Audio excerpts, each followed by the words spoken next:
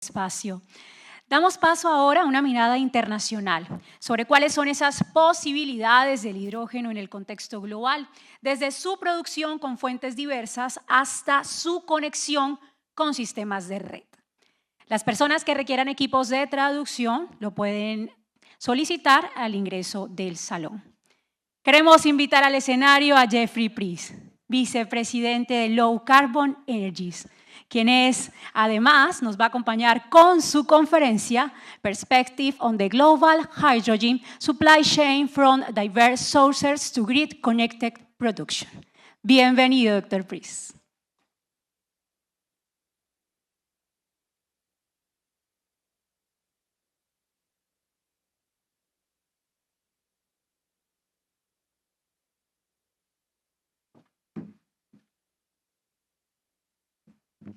Buenos días, es un placer estar aquí.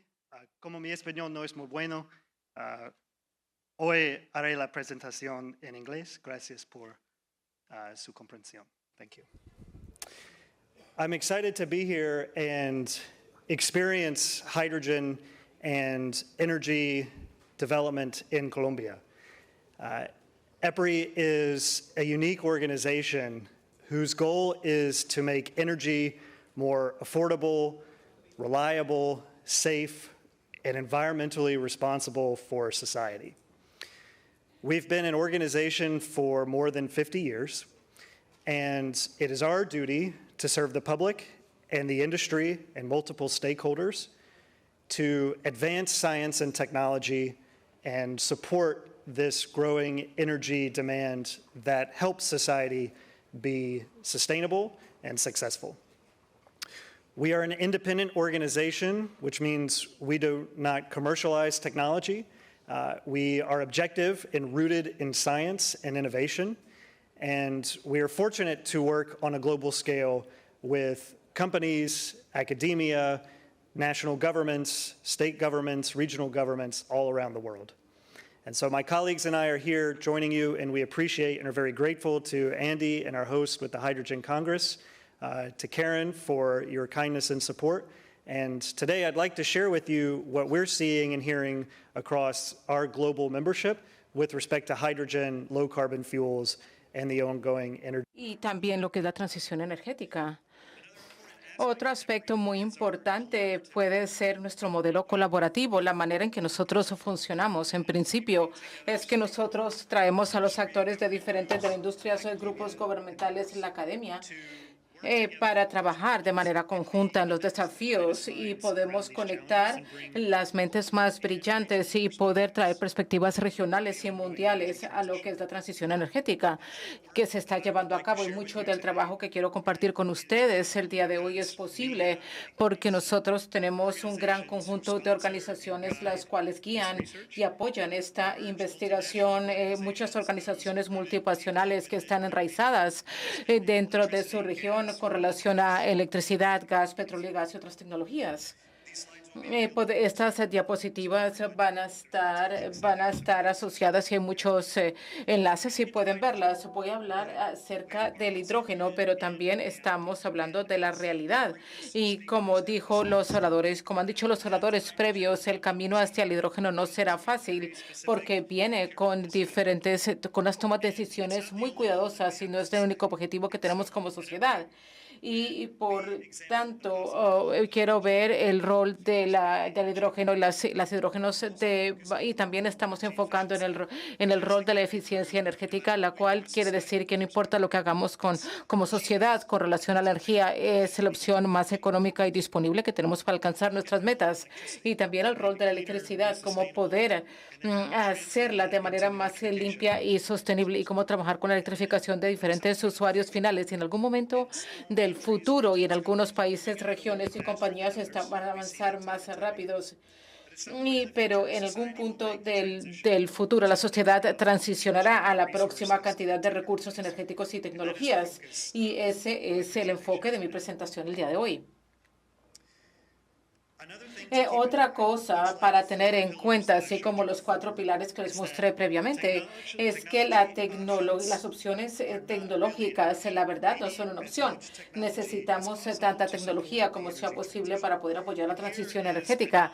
Y aquí tenemos un análisis que nosotros llevamos a cabo para las economías de Estados Unidos con relación al sector energético, petróleo y gas y varios sectores, y dependiendo de qué tecnología se permiten en diferentes escenarios, el despliegue de nuevas energías puede cambiar. Estos no son predicciones, estos son experimentos, son estudios de caso y mucha información que pueden accesar si ustedes se hacen clic en el enlace. Pero lo que es, y esto es lo clave para el hidrógeno también, es que la tecnología, el tipo de tecnología, el tiempo en el cual se despliega lo que cuesta y el valor de la sociedad es crítico para poder entender el futuro. Y podemos ver que no hay una solución sencilla y nosotros mantenemos todas las opciones porque son buenas. Hablemos del hidrógeno.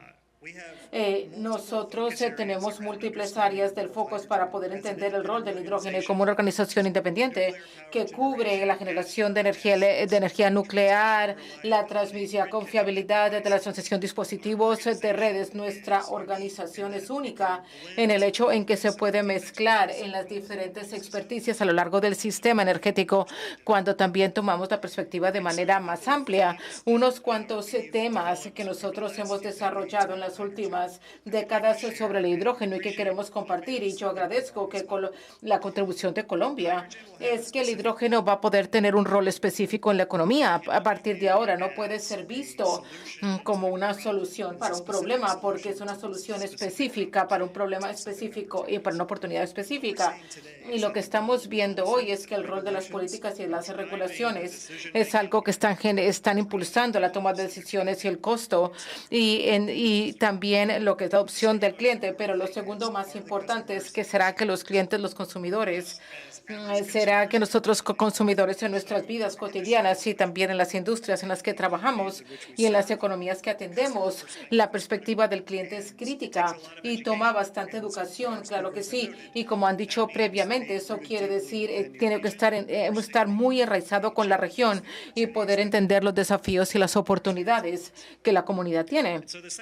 El segundo punto acerca de la vinculación regional, ¿qué quiere decir para decirle a la comunidad que su energía y la manera como la que la utilizan está cambiando y cómo podemos recibir su apoyo y cómo podemos ayudarles a entender los impactos de la confiabilidad cuando generalmente no saben de dónde viene la energía, cuando prenden la luz, cuando cargan su teléfono, no saben de dónde viene, o cuando ellos visitan a la familia o vuelan en avión. La persona promedio no piensa acerca de la decarbonización, así como piensan en confiabilidad y la accesibilidad.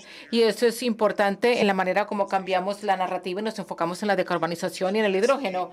Y finalmente, nosotros no tenemos todas las tecnologías que necesitamos para poder ser exitosos en esta economía futura. Necesitamos mucha más tecnología, necesitamos más opciones, y para poder llevar a estas tecnologías tenemos que evaluarlos. Y es maravilloso escuchar los pilotos y las tecnologías que están siendo desarrollados en Colombia, muy específicas de su región, tomando en cuenta los recursos a nivel global. Estamos escuchando acerca de proyectos, el consumo de CO2, lo que es los electrolizadores de hidrógeno, el hidrógeno de gas natural, y les voy a mostrar ejemplos. Pero lo que estamos encontrando es que necesitamos estar a un nivel global, compartiendo y pudiendo cambiar notas acerca de lo que funciona, de lo que no funciona con las tecnologías para que podamos avanzar con la opción. Podemos ver que hay muchas implicaciones con relación a las políticas del hidrógeno. Esto no es algo que salió de la nada. Podemos ver que las metas de net cero, las de globalización, la posibilidad de asegurar la energía es algo que ha sido algo que ha impulsado mucho la discusión en los últimos años. Y lo que es interesante en el último año comparado con los últimos 5 u 8 años es que nosotros estamos como en un periodo bastante nebuloso a nivel global. con relación a lo que puede ser la perspectiva del hidrógeno y de las emisiones de bajo carbono. Y la claridad se da con relación a las políticas, se da alrededor de los clientes, tratando de poder comprender cuáles son las implicaciones. ¿Por qué pagaría más? ¿Será que vale la pena pagar más y asumir más desafíos? ¿Será que las tecnologías están listas? Hay muchas cosas que están disponibles y, por tanto, estamos viendo que algunas regiones han decidido avanzar en esta neblina y poder crear luz, crear claridad. Hay otras regiones que están tomando un paso atrás, que podemos reconfigurar y evaluar sus opciones, pero en presente aún estamos viendo que hay un global muy importante y quiero compartir con ustedes unas cuantas maneras en que eso está empezando a darse. Hay dos maneras claves en las cuales estamos viendo esta transición a lo que es el hidrógeno y la emisión de carbono, lo que es establecer las leyes y el crear incentivos. Y a veces me hacen la pregunta, ¿qué pasa con los mercados? ¿Será que los mercados libres deben generar esta transición? Y los desafíos con el mercado libre es que está enfocado en la adopción del consumidor y en la economía. Aún no estamos ahí como sociedad. Nuestra economía de la energía no ha madurado en un camino hacia la decarbonización que sepa cómo valorar estas emisiones de bajo carbono con relación a la decarbonización. Así que por ahora, estos son lo que más nos impulsa y examinemos alguno de ellos. Yo vivo en los Estados Unidos, pero yo trabajo mucho a nivel mundial. Les voy a dar algunos ejemplos de los Estados Unidos, pero también por fuera de los Estados Unidos y hasta las últimas semanas podemos ver que los Estados Unidos ha tenido una política federal que quería la reducción de los gases de invernadero. Estas políticas en este momento han sido eliminadas o planean ser retiradas y eliminadas. Esto es a nivel de gobierno federal, ¿no? Pero a nivel de los estados ya podemos ver que hay leyes que están establecidas que gobiernan las actividades de la industria y de los consumidores de los estados buscando la decarbonización a nivel del sector eléctrico, pero también a nivel de la economía. Estas políticas estatales tienen una función. Algunas de ellas son bastante grandes, como la de California, que está en lo que es uno de los primeros PIBs del mundo. Es una economía grandísima que está avanzando hacia un futuro de bajo carbono. Pero también tenemos áreas donde la energía es una parte predominante de la economía y no hay una legislación. Actualmente estamos evaluando qué es lo que sucede con las políticas, qué pasa con las leyes a nivel regional, a nivel global, para poder facilitar esta transición. Aquí podemos ver los análisis que tenemos del estudio Net Zero, que estuvo en una diapositiva anterior, y el mensaje clave es que poder establecer las leyes y las regulaciones tiene un impacto general y dependiendo en los requisitos, en la flexibilidad, en el costo y la tecnología disponible, cuál es la tecnología que se despliega. En este caso vemos el hidrógeno varía mucho. En los Estados Unidos nosotros producimos y utilizamos aproximadamente 10 toneladas métricas de hidrógeno al año y todas provienen de combustibles fósiles que no tiene que ver con la captura de CO2.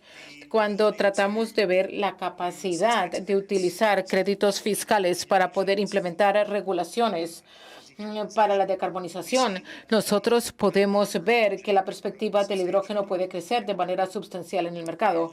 Generalmente 5 veces la cantidad en lo que se produce y usa hoy en día.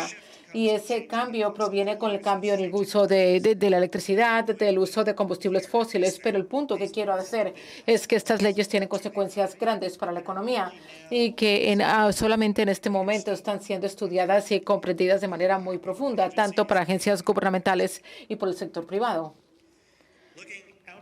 Y viendo por fuera de los Estados Unidos, estamos empezando a ver que la Comisión Europea está implementando cada vez leyes más restrictivas asociadas a sus objetivos. Y también estamos viendo que en la Unión Europea, la captura de carbono, estamos viendo que la idea es hacer una captura de las refinerías de petróleo y gas.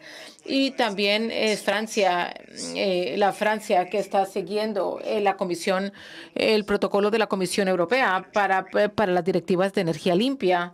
Están proponiendo poder establecer un mandato penalidades y también metas para la movilidad para poder incentivar lo que es la producción de hidrógeno y su uso.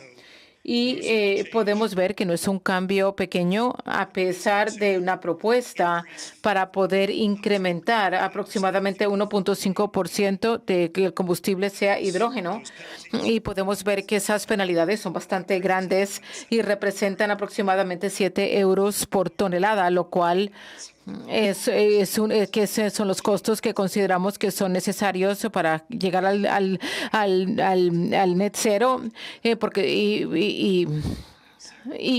bueno, unos cuantos ejemplos de las leyes que se están dando y se están creando para este propósito. Las leyes son un método y el otro método son los incentivos. Los incentivos también tienen un rol clave, pero hay diferentes tipos de incentivos que se utilizan. Diferentes regiones, países en este momento están decidiendo utilizar incentivos de manera que de pronto tienen sentido que para sus regiones y sus industrias, pero algo de esto sigue siendo un experimento también. Estamos viendo incentivos en el lado del suministro, tratando de hacer el hidrógeno. Y antes de que se vaya a sus usos, estamos viendo que hay créditos fiscales por producción, porque se cumple con cierta norma o de acuerdo a la emisión de carbonos asociados a la producción de hidrógeno, como bajo carbono verde o utilizar azul. Generalmente menos de 4 kilogramos de CO2 por kilogramo de producción de hidrógeno. Los incentivos fiscales incrementan el valor hasta un umbral. En los Estados Unidos, la legislación ha aprobado hasta $3 por kilogramo de producción. Si se cumplen ciertas calificaciones, lo que estamos viendo son garantías de préstamos para corporaciones. El gobierno está decidiendo apoyar el préstamo con una tasa bastante reducida para poder asegurar los fondos que nos permite que la producción de hidrógeno empiece. En el lado de la demanda, también estamos viendo opciones de subsidios, lo cual es bastante popular en la Comisión Europea, en Japón, actualmente, donde ellos están ofreciendo un conjunto fijo de subsidios, $1 por kilo, y también hay licitaciones para poder aceptar y poder ganarse esos subsidios. Y la segunda opción, que es lo que está sucediendo en Corea del Sur con relación a los contratos para la diferencia. Y podemos ver que el contrato está estableciendo un umbral que por encima de cierta meta de producción el gobierno va a pagar una cierta cantidad para poder apoyar la demanda. Y ahora estamos viendo una tercera opción, que es una mezcla de las primeras dos. Y para nosotros eso tiene mucho sentido, porque esto aborda y trata de enfocarse mucho en las necesidades regionales, que son estos hubs o sectores, clusters. Vemos diferentes palabras que se utilizan en Europa, que también los llaman los valles de hidrógeno, pero podemos ver que el concepto es bastante sencillo. Aquí tenemos instalaciones como el cemento, refinería, electricidad, todo en una región cerrada, trabajando juntos en la infraestructura, trabajando juntos en la economía, en el permiso, en la tecnología. Y por tanto, les quiero dar algunos ejemplos de lo que estamos viendo. Recientemente podemos ver que el Banco de Hidrógeno Europeo, que se fundó debajo de la directiva de la Comisión Europea, ha otorgado $1 millón para proyectos, y ese 1.000 millones de euros va a subsidiar, y podemos ver la tasa de subsidios, que va a ser entre 20 a 2 euros por kilogramo, y una gran variedad de aplicaciones. En Japón, yo ya les mencioné los subsidios para el reabastecimiento de combustible. En este momento, esto como 4.82 centavos por kilogramo equivalente, lo cual quiere decir que sería 75% más barato que el diésel. Y por tanto, el subsidio para el gobierno japonés es bastante grande. En este caso, en el estado de California vemos otro tipo de subsidio. Puede ser parte de trabajos, pero también un incentivo regional para poder incrementar la demanda. Aproximadamente $2.000 millones se otorgaron, y por fuera de la ruta de electricidad e hidrógeno, donde también tenemos ejemplos aquí en el caso con Japón, donde está invirtiendo en tecnologías piloto para poder apoyar la captura de hidrógeno para la producción de hidrógeno, lo cual iría a la generación de hidrógeno y amonia. diferentes maneras en que esto se puede abordar, no necesariamente de una manera mejor que la otra. Nosotros estamos viendo que en la mayoría de los casos solamente tener una opción y un incentivo y no tener ninguna ley o política es algo que puede ser difícil que se sostenga, pero generalmente hay diferentes maneras para llevarlo a cabo. En la tercera manera, y de verdad estamos muy contentos de ser aliados de Accenture y del Foro Económico Mundial en Net Zero, y es acoplar estos sectores a nivel regional. Estamos hablando con algunas de las compañías que están aquí en el salón para poder ver que aún hay oportunidades para poder identificar dónde hay necesidades comunes por parte de la industria. Por tanto, si estamos en Semante y estamos interesados en hidrógeno, para bajar la demanda de calor o también la captura de carbono de las fuentes, puede haber otra entidad o otra industria la cual también pueda compartir la necesidad de la infraestructura, puede compartir los aspectos de permisos, el medio ambiente, la capacitación, los códigos y normas, etcétera. Y lo que nosotros encontramos es que a nivel global podemos ver que hay más de 20 regiones las cuales han priorizado a través del gobierno y del gobierno local y a través del gobierno nacional. Y podemos ver que dentro de las compañías en esa región, podemos ver que están priorizando esta transición, se están cumpliendo de manera regular para poder planear y para poder apoyar la transición, pudiendo reconocer que en el cambio de la economía alguien tiene que ir primero. Y por tanto, si usted está produciendo cemento, usted tiene que ver si yo capturo, que si capturo carbono, cuál es el premio, cuál es el premium para ese cemento, que esto que hace para el costo de construcción. ¿Será que voy a lastimar la viabilidad económica? ¿Y cuál es la proposición de valor para la decarbonización? Si yo estoy en refinería y si yo estoy viendo los productos finales, ¿cuál es el valor de la decarbonización para la disponibilidad de combustible y el valor del combustible en una economía global? Son desafíos grandes y estamos viendo que sin ciertas leyes, que sin ciertos incentivos, lo más probable es que seamos más lentos en esta transición, pero también más lentos en poder comprender y acelerar las tecnologías. Por tanto, una manera para poder ayudar a las regiones en enfocarse en la transición de manera directa, y por eso este abordaje ha sido bastante exitoso. Quiero hablar un poquito de tiempo, hablar acerca de las enseñanzas que tenemos acerca de la producción de hidrógeno. Y yo sé que muchos de ustedes son expertos acerca de las diferentes fuentes de producción. Nosotros no nos defendemos ninguna fuente de producción, pero que consideramos que la opción de la tecnología es lo que es importante. Hay diferentes maneras, hay diferentes esquemas de colores, por así decirlo, diferentes impactos con la disponibilidad del agua, del carbono, etcétera. Y aquí tenemos un gráfico, pero el punto es que dependiendo de dónde esté en el mundo, dependiendo de sus recursos, dependiendo de sus metas, dependiendo dependiendo de qué característica es más importante para usted, para su organización, para los clientes, para los actores, el tipo de tecnología que usted despliegue para la producción de hidrógeno varía en su favorabilidad. Y claro está, los detalles son importantes porque no hay una tecnología que encaja, ¿no? Así que me disculpo por obligarlos a una comparación, pero generalmente lo que podemos ver es que las fortalezas de ciertas tecnologías con ciertas características no simplemente se tratan de manera igual que otras tecnologías, y nuevamente es importante poder comprender que a medida que las naciones que se rodean la producción de gas natural, aquellas cuya economía depende de la exportación, van a continuar invirtiendo en gas natural.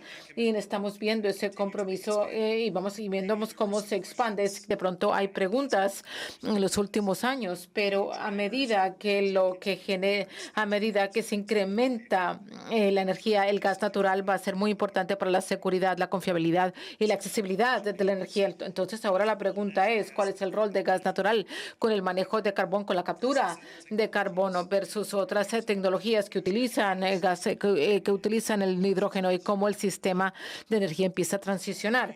Podemos ver que hay diferentes maneras, muchas tecnologías que están disponibles, que hay docenas dentro de cada categoría que encajan acá. Y nuevamente una comparación general y una idea general para que lo tomen en cuenta. Con relación a la captura de carbono, estamos encontrando que el momento parece ser que está creciendo. Vemos que la captura de carbón es una tecnología muy interesante en el hecho de que tiene periodos donde se torna muy popular, donde hay mucho enfoque, y hay periodos de tiempo donde la atención se reduce con otras tecnologías entran en juego, pero lentamente y estamos empezando a ver que la captura de carbono a lo largo de la industria es algo que está jugando un rol muy importante en el futuro de la decarbonización, dado que les ayuda a equilibrar la seguridad y la accesibilidad de la energía junto con los combustibles fósiles. Y el hidrógeno es lo mismo. Estamos viendo un incremento en las inversiones y claro está a lo largo de diferentes etapas, desde el concepto hasta pruebas en escalas pequeñas, demostraciones seguidos por estudios y lo que es la operación. Pero claro, estamos viendo que en países que tienen inversiones muy fuertes en gas natural, la producción del hidrógeno es algo que es una posibilidad. Utilizando también CCS se puede. En muchos casos, mucho de lo que está generando el interés son los incentivos que continúan apoyando el rol de la captura de carbono, pero también podemos ver el costo. Y con relación a la disponibilidad de la materia prima, hay muchos países que ya están invirtiendo mucho en la producción y uso de gas natural. Tomó más de 100 años el poder llevar al mundo a adoptar y a utilizar la infraestructura del gas natural. Muchos países y compañías han enfocado transicionar su economía en los próximos 20 a 30 años. Es muy difícil pensar y poder comprender cómo todo un ecosistema, como un ecosistema global, puede hacer cambios en 20, 30 años que tomaron 100 años hacerlo. Podemos ver que una naturaleza muy práctica sin poder afectar la confiabilidad. Y la accesibilidad, la parte de la infraestructura es vital porque muchos ya mencionaron. Podemos ver que la infraestructura de hidrógeno es algo que va a ser el vínculo para lo que es el despliegue de hidrógeno en los últimos 5 o 10 años. Si nosotros no resolvemos los desafíos de la infraestructura asociados al hidrógeno, ya sea con infraestructura directa o la conversión a amoníaco o metanol o algún otro tipo de producto o intermediario que pueda sostener el hidrógeno y transportarlo fácilmente, si podemos ver lo que es el transporte, el almacenamiento del hidrógeno se va a retrasar como una solución global o incluso regional. Va a ser más lento el proceso. Claro que la economía para utilizar el gas natural es vital, pero también es qué hacemos con el carbono. Y en algunos casos, como puede ser la parálisis de metano, tenemos la posibilidad de separar el carbono y el hidrógeno para producir moléculas o el gas de hidrógeno entra en uso. Podemos ver que el carbono está en un estado sólido. Es mucho más fácil de mantener que el gas como carbono, pero no es algo que se utiliza de manera muy común. Estamos viendo muchas preguntas, de pronto mucha atención se centró en el tema de la electrólisis y la producción a partir de la electricidad, pero en este momento estamos viendo un cambio a lo que consideramos que es el gas natural, lo que es hidrógeno basado en carbón, en biomasa, así como también también como la aplicación de la parálisis de metano. Y retomando el tema de los costos, lo que estamos viendo es que a fin de cuentas, de pronto a algunos consumidores se les preocupa esa opción de confiabilidad y de accesibilidad. Y la accesibilidad es algo que es difícil con relación al hidrógeno porque las tecnologías no se han desplegado a la escala, ¿no? No hay la infraestructura. Aquí tenemos un ejemplo que toma lo que es los créditos fiscales de los Estados Unidos. Aquí tenemos un incentivo como $3 por kilogramo de hidrógeno producido, y también incluyen los incentivos que tiene Estados Unidos para la captura de carbono, $85 por tonelada si se almacena de manera subterránea bajo tierra. Y aquí podemos ver que la primera barra en la izquierda, que la producción de hidrógeno a través de vapor o metano, SMR, tiene un costo de aproximadamente $1 a unos $50 por kilogramo. Y esto asume que el precio del gas natural va a estar entre 13 y 6 gramos por MBTU. Puede que sea un rango alto, pero pues eso es el supuesto. Si nosotros generamos una producción de hidrógeno con la captura de carbono, no 100%, pero algo entre 16 y 19%, podemos ver que incrementa el costo de hidrógeno casi $2. Y podemos ver que con los incentivos de los créditos fiscales y IREA, el costo puede llegar a la paridad. Bajo carbono, producción de hidrógeno y la producción de gas natural puede costar lo mismo con subsidios del gobierno que el hidrógeno producido con gas natural sin el manejo del carbono. La comparación en este momento se da por el carbono que se produce por electricidad. En este caso estamos asumiendo que es energía eólica o solar dedicada, en este caso es eólica porque es mucho más barato. Dado la mayor capacidad, tenemos un rango de costo capital, porque podemos ver que la tecnología de los electrolizadores no han llegado a una escala comercial alta. Nosotros y muchos otros creemos que hay un espacio para poder reducir los costos para poder producir electrolizadores y eso va a tomar tiempo. Y después podemos ver con y sin los incentivos fiscales. Así que dependiendo en la región, dependiendo en los recursos renovables, podemos ver el potencial de que la energía de los electrolizados con o sin puede ser menos que el costo del gas natural. Y por tanto, esto es solamente la producción. Esto no toma en cuenta lo que es la gestión del carbono con gas natural, no toma en cuenta la ubicación del hidrógeno, cómo puede estar transportado, cómo lleva el consumidor, cómo se convierte a otro tipo de molécula. Pero les da un sentido de los rangos que estamos viendo y los supuestos que van detrás. Y cuando nosotros tomamos esa perspectiva sobre los costos, podemos ver qué pasa dentro de una región. Claro está, esto es de Estados Unidos. Aquí tenemos un análisis similar a lo que estamos haciendo en Japón y Taiwán, y esperamos hacerlo pronto en otros países. Pero aquí pueden ver en la gráfica superior que actualmente donde se produce hidrógeno en los Estados Unidos y la cantidad, y en la gráfica inferior es algo desactualizado porque no toma en cuenta el subsidio fiscal. Se termina en el 2028, creo yo, en vez del 2035, pero en general el principio que podemos ver que montos sustanciales de hidrógeno pueden ser producidos es viable económicamente, porque podemos ver que los incentivos valen más que el costo de producción. Podemos ver que es económicamente posible poder ver una gran producción de hidrógeno que viene de múltiples regiones. Algunas se expanden, como pueden ser Texas y en el medio oeste, pero otras donde actualmente no tenemos una producción de hidrógeno impulsado más que todo por la disponibilidad de altos recursos eólicos. Sí se están dando muchos cambios. Estos incentivos, estas políticas, estas leyes pueden tener un rol en lo que es la producción de hidrógeno. Y el último tema técnico que quiero mencionarles es lo que estamos viendo para la integración de los electrolizadores dentro de la malla o dentro de la red. Bueno, hemos hablado con el gas natural y los combustibles fósiles. Se ha cambiado esta discusión acerca de utilizar electricidad mediante producción de hidrógeno. Ahora la tecnología, como muchas otras tecnologías, lleva más de 100 años. Es una tecnología. Nosotros, la sociedad utiliza los electrolizadores en submarinos, en aeronaves, en procesos químicos. Pero cuando hablamos acerca del uso de esta tecnología para la energía, que es una gran demanda energética, sigue siendo un concepto bastante nuevo, sigue siendo una escala nueva. Y uno de los elementos claves cuando retomamos los pilares acerca del rol de hidrógeno es donde ponemos estos electrolizadores. Porque se necesita una fuente de electricidad dedicada, se necesita agua, de no un recurso.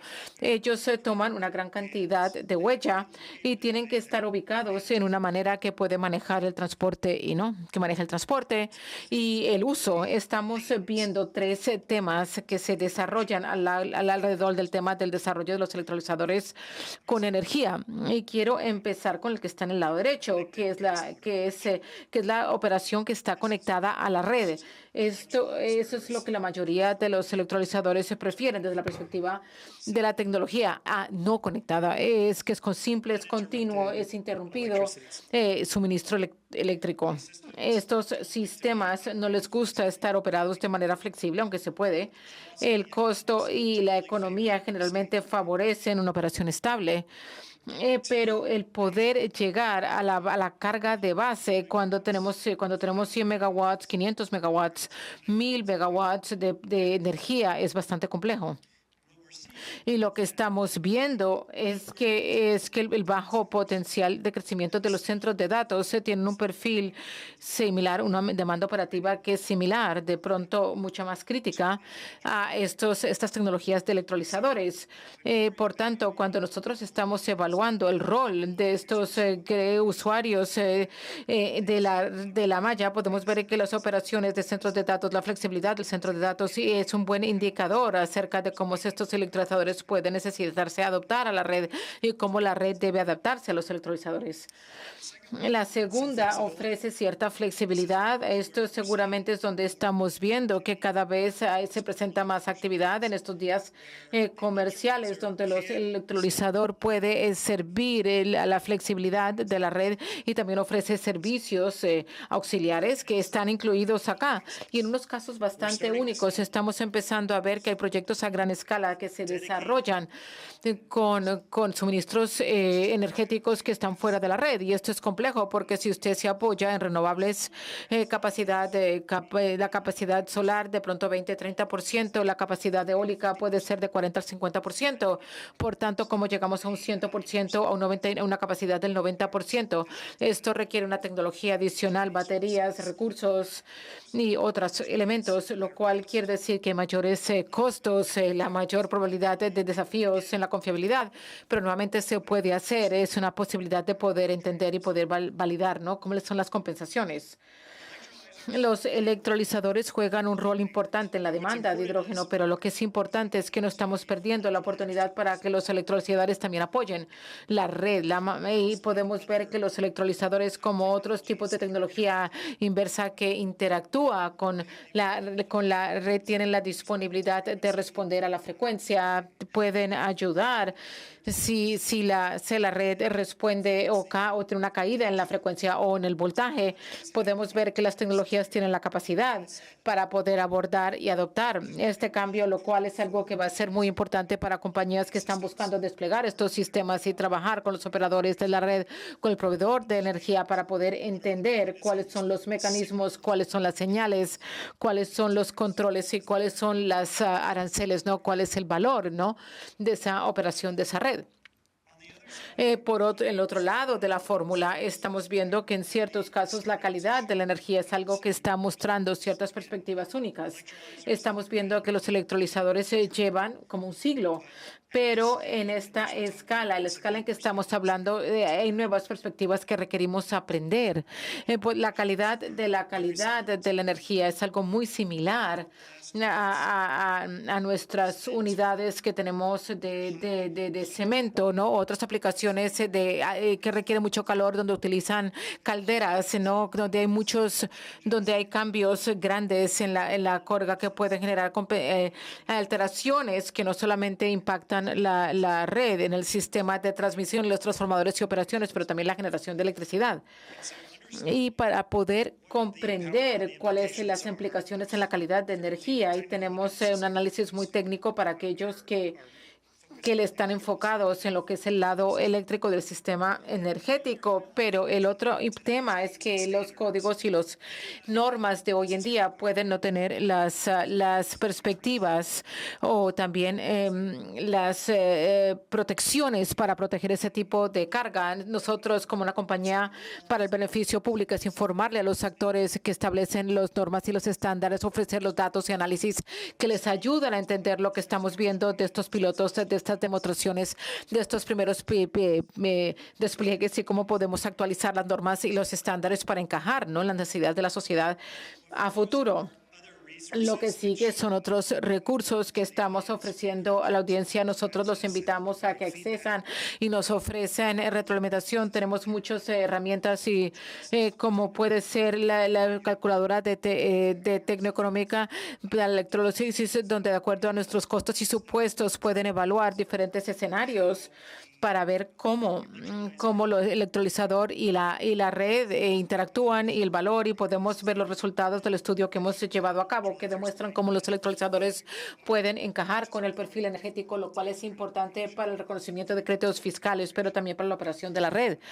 Y también como el trabajo que trata de ver cómo poder combinar estas tecnologías junto con otras tecnologías, ya sea eólica, ya sea solar, sea el almacenamiento geológico del hidrógeno, el sistema de transmisión y los ductos para poder ver cómo se puede transportar el hidrógeno y otras tecnologías.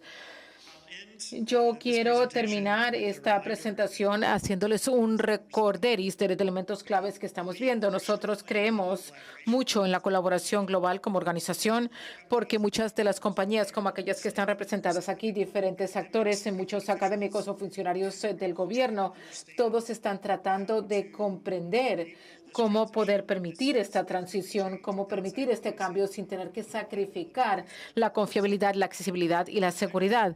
El hidrógeno va a jugar un rol, y qué tan grande y cuándo sea esta contribución es una perspectiva regional. Nosotros tenemos la suerte de que podemos conectar muchas compañías y personas para ayudar a compartir y poder diseminar las mejores prácticas, las enseñanzas, los desafíos, porque a veces las cosas no salen, pero podemos, como se espera, pero podemos aprender, y nosotros valoramos la oportunidad para poder utilizar esta plataforma como una manera de poder expresar nuestras perspectivas de que las opciones son importantes, que como sociedad todos podemos trabajar con la innovación tecnológica y que a través de la colaboración, trabajando de manera conjunta, podemos ayudar a apoyar la sociedad con energía segura, ¿no? Y continuar haciendo que nuestras regiones y los sitios donde vivamos sean prósperos y seguros. Nuevamente, muchas gracias a los organizadores, gracias por su atención y espero poder conocerlos a lo largo de esta semana y gracias por su tiempo.